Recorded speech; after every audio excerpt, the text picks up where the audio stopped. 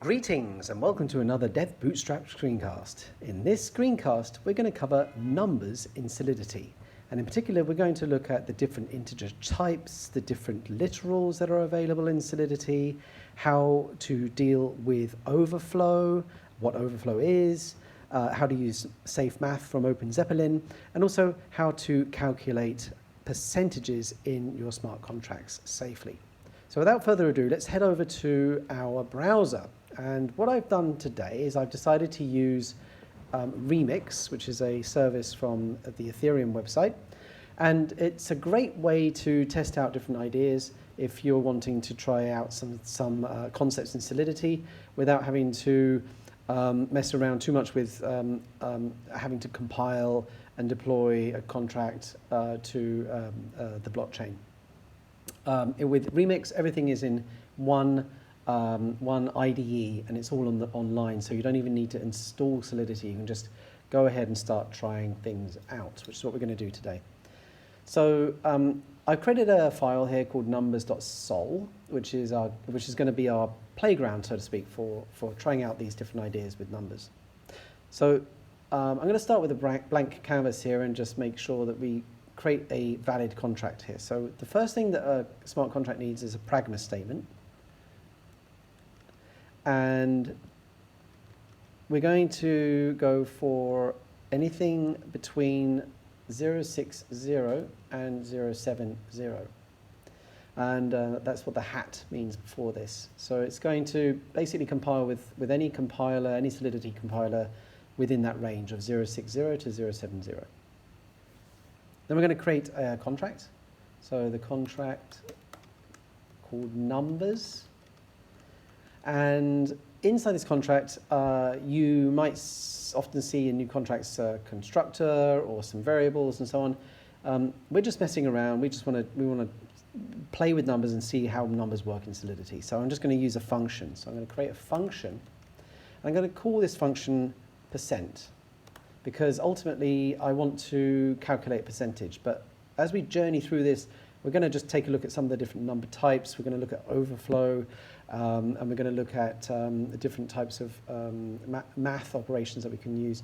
So that's going to be our journey, but I'm just going to call the function % for now. And you need to identify what type of visibility the function has, which is, in our case, going to be public. It's going to be pure because it doesn't actually modify anything on the blockchain. It doesn't modify any state or even look up any variables, so we can make it a pure function. And then I'm going to say it returns, well, let's start with the uint 8. All right, this is a very small width for a number, actually, in Solidity. And I'll go into that in a second. So in fact, what I'm going to do here is I'm going to accept a uint 8a, and just for a sanity check, we'll just return the value, just to make sure that we've got everything running, and I can show you the process of doing this. So here, in the editor, you can just click Save. You can go down here to this button here to compile. I've got it to auto-compile, which keeps things a little bit easier, so I can go straight to the deployment part here. And here, I can just deploy my contract. So the contract's already selected. I can just go deploy, hit the deploy button. You can see here under deployed contracts, I can see the contract. And I click on the form here, and I can put in a number, let's say 10. If I click the % button here, it will actually run the contract. And you'll get output here as well, by the way. So that's just a quick sanity check that everything's wired up correctly. And now we can actually mess around and change things pretty quickly. So first thing, let's see what happens with overflow. And this is one of the reasons why I chose a uint 8, because I wanted to show you overflow. Now, with an uint 8, a uint 8 can contain any value between 0 and 255. And this is because, if you look down here in the bottom, I'm typing in some calculation here. 2 raised to the power of 8 is 256. And that means there's 256 unique values that can be stored in a uint 8. And because it starts from 0, that means we got numbers 0 to 255. So let's create a local variable inside the function. This is going to be what could be known as a memory stored function variable, which doesn't actually persist on the blockchain. And we make this a uint8, and we call this, we just call it, let's call it, I don't know, let's call it just A. And I'm going to call this, I'm going to set this value to 256. And remember, the highest value of a uint is 255. Now, we're getting an error here. It's probably related to the variable name. Yeah, it's because I've declared A as an input variable. So let's just call this B. And let's return B. And as you can see, already we're getting a compile error. What does it say? It says that we cannot actually store 256, the number 256, in a uint8. So let's make this 255, and now, yeah, we're good. We're good to go, and that's accepted. Now, if I deploy this, let's just check here. I think it's compiled, or is it saying remove or comment out the variable name? Or to silence the warning. So it's just a warning. So I'm going to deploy this. And now if I hit the % button, we get 255. That's just showing you that at compile time, the variable cannot be set more than what it's capable of holding. That's not really an example of overflow, but an example of overflow would be, for example, let's just rename this add. And I want to add two numbers together, right? So uint8a, uint8b, and I store it in a variable, or I don't even store it. I just add them together, a plus b. All right. Okay. So we get a and b here, and we return uint8. C. Okay. Okay. So I've just deployed the contract. It's just here. So now if we add two numbers together, like 2 and 4, for example, we get 6. If I add 100 and say 90, we get 190. But now, let's say if I add, let's say 255, which we know is the maximum that a uint8 can hold, and I add 2 to that, I get 1. And that is an overflow. That is a runtime overflow effect that happens in Solidity. And it's essentially a case where in Solidity, if the number overflows, as in if you do math on a number and it happens to go over the amount that type can hold, in this case a uint8, which is 255, is the highest number, the highest positive integer there, then it will roll over, it will tick over. And so what happened was 255 plus 1 becomes 0, 255 plus 2 becomes 1, which is what happened in this case. So we've got to be careful with that situation. And as I mentioned before, the Open Zeppelin math library, or SafeMath library, is a very common solution for dealing with this. And what that SafeMath library does is it will prevent this from happening by throwing an error. Now, the SafeMath library actually is only supported on uint and int, so only the 256 bit integers are supported, and that's mainly because of the EVM only supporting the 2 data types, a 256-bit word and an 8-bit byte, and that's in the EVM. So things like storage keys and values and memory pointers and so on, these are all 256-bit words, and bytecode call data and some return data consists of individual bytes. So the thing to bear in mind is you might want to use SafeMath when using when trying to add numbers together. Now, let's have a look at percentages, and let's have a look at how do we deal with percentages in Solidity. So let's rename this back to %. So we call this %. Right. And let's say, for example, we have an application and we want to calculate 3.5% of every, as a fee on every transaction. Okay? So this is the function that we're going to define right now that does that. So let's clear out some of this stuff. And let's go back to using a uint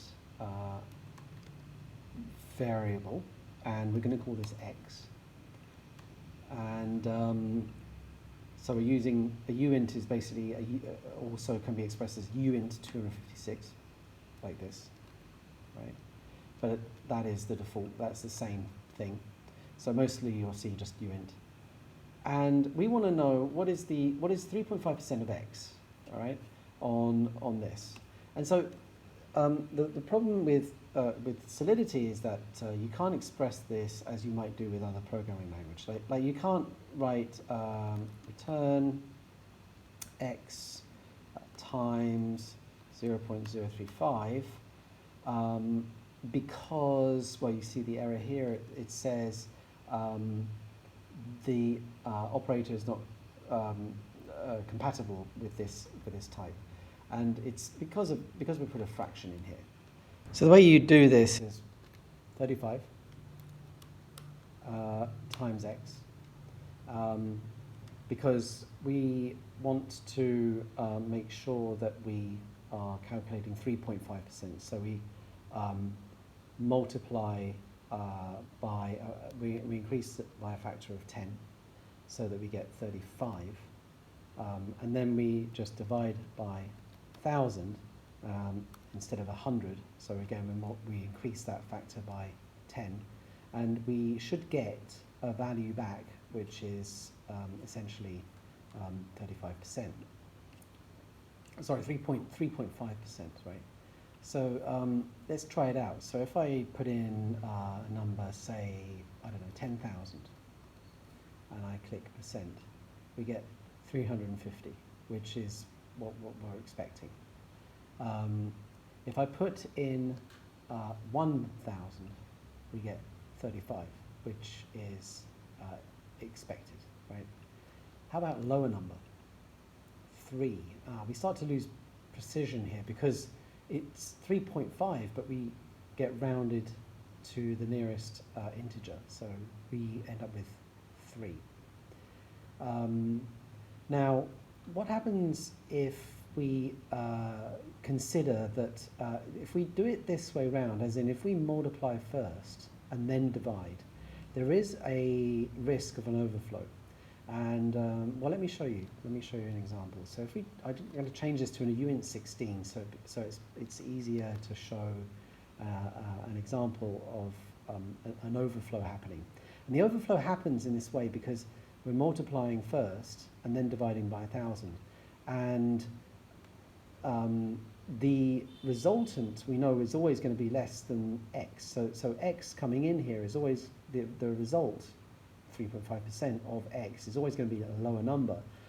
But the steps to get there result in a number that's higher than the data type width that we are working with, in this case uint 16. So let me show you that. So if I put in an example now, well, let me just remind you guys that 2 to the power of 16 is 65,536. So the highest number for uint 16 is 65,535. So let's just put in 65,500, right, as the number that we're interested to get the percentage of. We're expecting 3.5% of this number. And I click this and we get the number 64, which is very interesting, all right, very odd, if anything, right? And the reason for that is because, and I can show you this, 65,500 is now x. So x times 35, or 65,000, we do it down here, 65,500 multiplied by 35 is this number here. So let's put that number in here, and what's happening is Solidity is casting this result essentially. So that's the result. That's that number there. That is 2,292,500. That number there is being cast back into a UN16. So if I return that number, and I just comment that out, so we can now see what is this number being returned. Right. So we have a look at that. So I've just deployed the contract just here. I don't have to put any number in, but what we'll see is the number returned is this, 64,000. So it comes to be this, right? 64,276. That's the number that's returned. So what's happening is, in our calculation here, is that the UN16, which is 65,500, being multiplied by 35 is 2,292,500, which is clearly way higher than what a UN16 can handle, gets cast down to a UN16, which results in this number, 64,276, which gets divided by 1,000, which again gets rounded down to 64. So that's why we end up with 64 when we do this. So once again, deploy, and then we put in 65,500, and we end up with 64. So how can we solve this problem of overflow with the calculation of percentages when we have to do something like this? And the answer is to actually divide first and then multiply. So in other words, we move this division into the first part. So we divide x by 1,000 to start with, and then we multiply by 35, right? Now, the thing is, there is going to be a trade-off for doing that, and that is a trade-off with precision. But this is only really significant for smaller values of x. And when we have larger values of x, it's negligible. So really what we want to do is probably use this approach and then maybe limit the size of x that we apply this calculation for. And if you think about when we're building smart contracts with Ethereum, most of the time we should be dealing with way, and way is usually requires a very large number, because as you know, 1 ether is 1 to the power of 1 times 10 to the power 18. So it's essentially this many, that many way.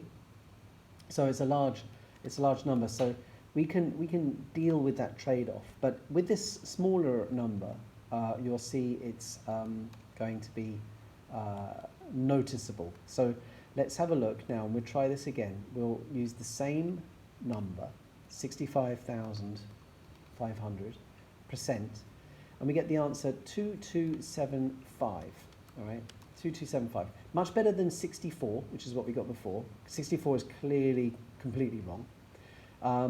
But let's have a look. What should the number be, right? So 65,500 multiplied by 0.035, which is what we want. The value should be, so versus this, 2,292.5.